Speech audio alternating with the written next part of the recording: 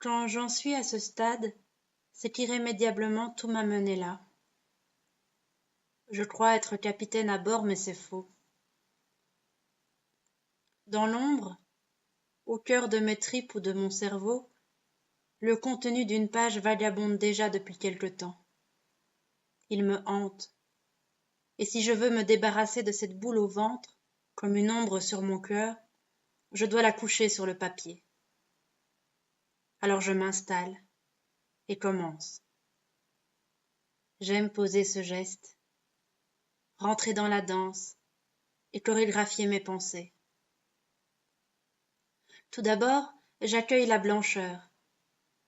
Elle ne reste pas souvent longtemps, alors j'en profite. Un espace encore vierge où tout est possible. Le rêve en pleine réalité.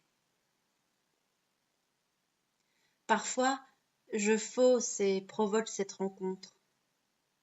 Je le regrette presque immédiatement, car le blanc persiste et mes idées brusquées s'échappent. Elles aiment être courtisées avant de se donner. La plupart du temps, il s'agit moins de tromperie que d'impatience.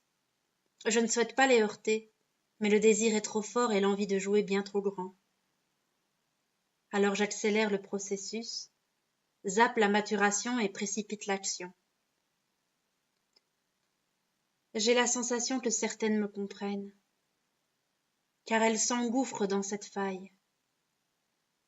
Je les consomme comme elles sont. Elles noircissent mon papier, satisfont un moment le besoin jusqu'à la prochaine crise ou le prochain rendez-vous.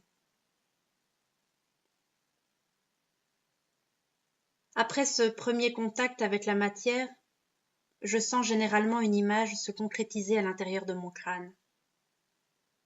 Cette naissance est souvent accompagnée par le corps. Il s'arque, se tend, se fige, ou au contraire s'agite. En entreprenant ce ballet, je me laisse guider, l'instinct prime.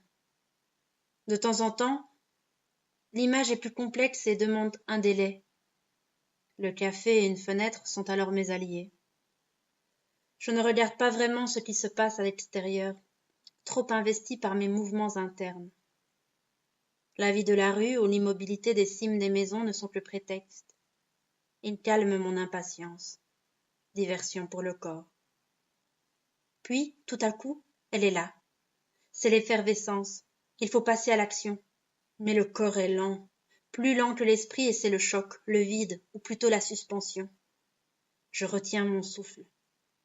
En apnée, je frotte mes mains l'une contre l'autre pour tenter de réveiller mes cellules. J'espère l'électrochoc statique, mais bien souvent cela ne fait qu'amplifier la rétention d'idées. Cet état m'agace. Quelle lenteur.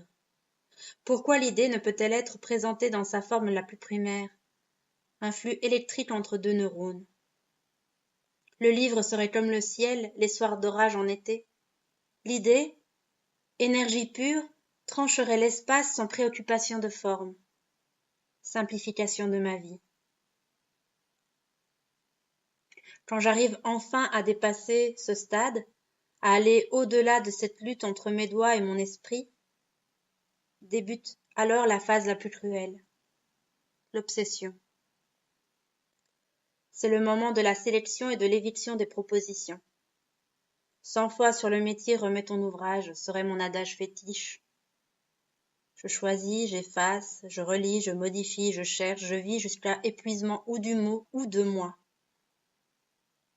Ma satiété naît de cette fatigue, de ce dépit. Durant cette période, la pointe du stylo converge vers le bord de la feuille, le gouffre, et l'évite de peu. Éviter.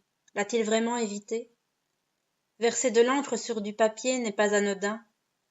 On y laisse à chaque fois un peu de son âme, et on n'en est pas moins anxieux ou tourmenté. Le texte est enfin écrit. La révérence s'entame, je prends congé. J'oublierai le chemin parcouru jusqu'à la prochaine lecture, où tout sera intact, figé, immortalisé.